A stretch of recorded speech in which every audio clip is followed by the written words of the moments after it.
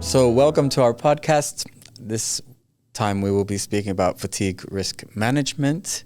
Fatigue is a growing concern in the workplace and something that requires attention for occupational safety and health management. I'm Christian Orispa. I'm the head of marketing in industrial.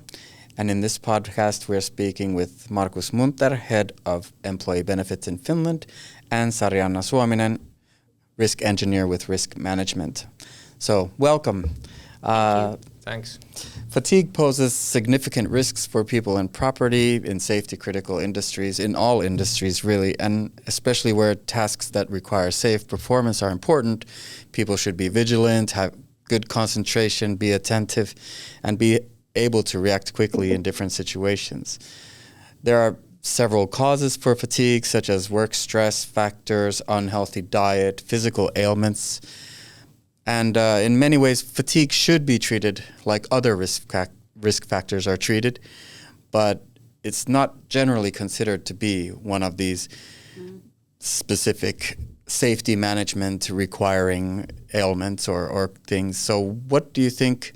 Should we jump into it? And we also want to highlight that we have a focus on this recently completed study for August Ramsay Foundation by Tuomas Kaleva. How did you guys sleep last night? Everybody's awake? Sure. More or less. Excellent. So when we think about fatigue, why are insurers interested in fatigue, and why is it important to support this research from an insurance company perspective? I think that based on our assumption before the thesis work, we thought that almost never fatigue is considered as part of risk management and accident investigation. People think that fatigue is like normal state, that it's maybe difficult to take part into some like risk management part because people can think that it's private matter. So I think it's very good that August Ramsay, like they put it up that we should research a little bit about fatigue. Yeah, definitely. And in most cases, it's really hard to recognize in which cases fatigue is actually sort of the deep core reason of those accidents. And they, in most cases, they don't realize that there might be some challenges regarding fatigue or tiredness related issues. Especially if there is someone has died or something, it's really difficult to afterwards try to find out if they have been tired or not. Yeah, you cannot ask that person anymore. Exactly.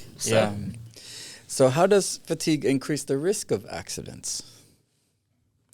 Well, based on the thesis, fatigue plays a significant role in many accidents. As Sarianna pointed out, in many cases we just don't know it, but there is a lot of evidence that fatigue is actually the sort of the core reason, at least one of the core reasons why accidents happen, and that makes it a really important topic to investigate.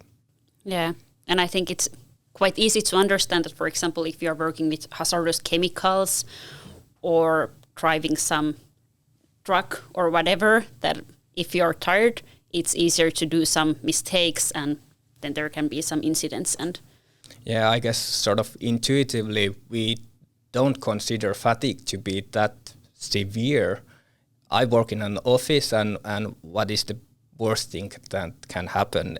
Maybe I fall asleep on top of keyboard and fall off the chair or something like that, but that's the worst case scenario. So yeah, and then if you're working in some factory and you're driving a truck and if you're a little bit tired and you don't see some small people walking there, then it's a little bit more severe than falling from the chair, which can be also a little bit like uncomfortable, but not maybe so severe.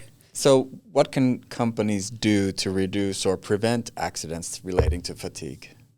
Well, based on the thesis, we found 4 different topics that the companies should consider regarding fatigue.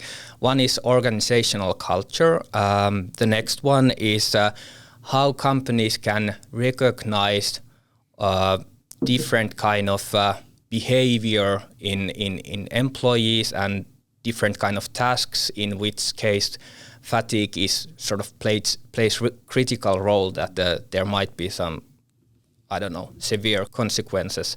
Third one is what kind of actions or measures can companies take to decrease or mitigate fatigue-related risks.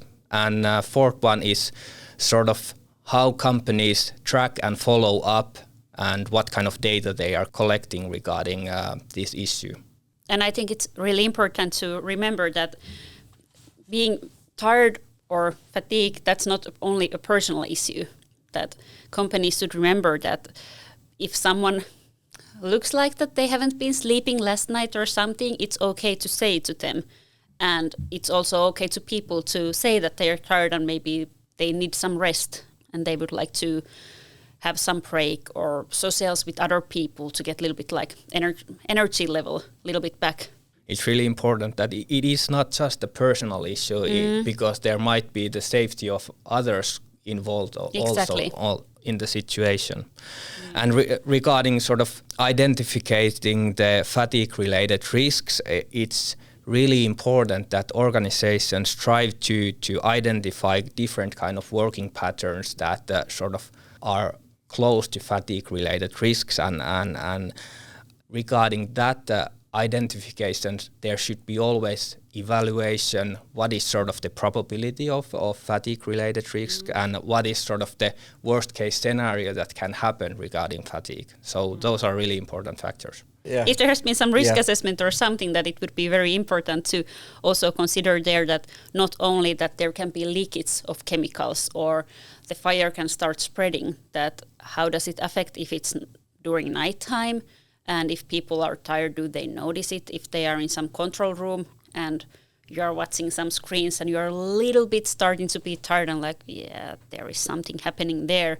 How does it affect that? How fast you can, for example, call help, or should you check the incident there or whatever? That should be taken into consideration in all risk assessment as well, as Markus said. Yeah, for sure. Do you think that there's something that, for example, the use of technology to monitor fatigue, is there something companies can do? There are some, and I think they're probably coming more and more, that you can follow the eye movement, and there is this dead man switch that if you fall asleep and your hand will open, then the machine will stop and so on. And of course you can take naps. And that's also in a way preventive measure, because if the company will make a possibility that people can take small breaks and, for example, sleep 15 minutes during night shift, that's preventive measure. And reactive measure is that the worker will sleep or take a break. Right. I love that term, dead man switch. It's quite inspiring. What about tracking and reporting? Why is it important? Yeah, I guess it's just important that, first of all, you should recognize different fatigue-related risks and sort of collect data regarding that one, and sort of track what is kind of the development regarding different kind of accidents, and if we are getting enough information regarding that one. But also when we are doing different kind of measures and actions regarding fatigue-related risks, whether it is employee welfare or these reactive measures or whatever, there should be always some way to measure what is the impact of these actions. So then companies can do corrective measures or whatever to adjust and find new ways to fight fatigue. Maybe you both have seen it, that in autumn there were some news about some company where there were accidents during the nighttime. That in the normal time, before the electricity crisis, people were working in the daytime in the factory, and then they switched it to the nighttime. And then when there were accidents, it might be that it's because they were tired, they were not used to working during the nights. And that's also where we were talking earlier about these preventive measures, that the companies should try to figure out that how, if they are working during the nighttime, how to make it in that way that people can really rest and they can be efficient also during the nighttime. And it's not that okay, now electricity is high, so snaps, now you have to be working during nighttime to save money.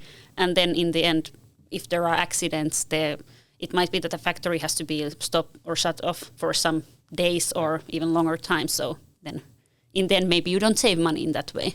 Yeah, it definitely is that way. And in the thesis, Tuomas highlights really well that what is sort of the work rotation and shifts and how meaningful they are, and what is the best way to sort of arrange working shifts and how long they should be and so on. So there is a lot of research and knowledge regarding that one. So those should be always considered when factories or companies are doing changes to their sort of normal routines, whether they need to work at night because of high electricity prices or whatever.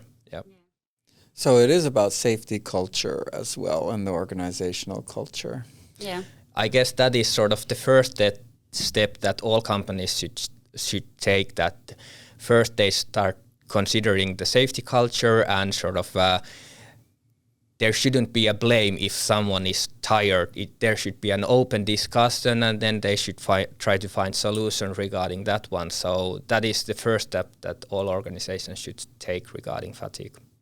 Yeah, and it's, as said earlier, I think the main point is that it's not only a personal issue, that it's a collective risk for the business if someone is tired, and then there are some measures that we can, or companies can do for that to make the risk lower. It can give a competitive advantage, basically, as Yeah, well. that's true. For sure. So what do we offer our clients? How can we help them manage fatigue? Well, we have a lot of good experts like Sarianna here and so on, and we have also great digital material as well. So I encourage our clients to contact our account executives and underwriters and contact persons and reach out to them and ask for that material and training. So we will definitely help our customers, because at the end it is mutual interest of ours or our customers to decrease the claims, and that will mean lower premiums as well. Great. Any closing thoughts on fatigue? Any closing thoughts on why it's important and why we should be addressing this issue in the workplace? I think we have wrapped up it quite well. I think your point that was very good, that it's like common interest, that we do not want like companies to have any accidents regarding fatigue or otherwise. So it's for our interest and the company's interest. Yeah, for sure. Great. Thank you both for being here today. Thank you. And thanks to our listeners as well. And have a wonderful, safe day at work today, even if you are in an office. Thank you. Thank you. Thanks.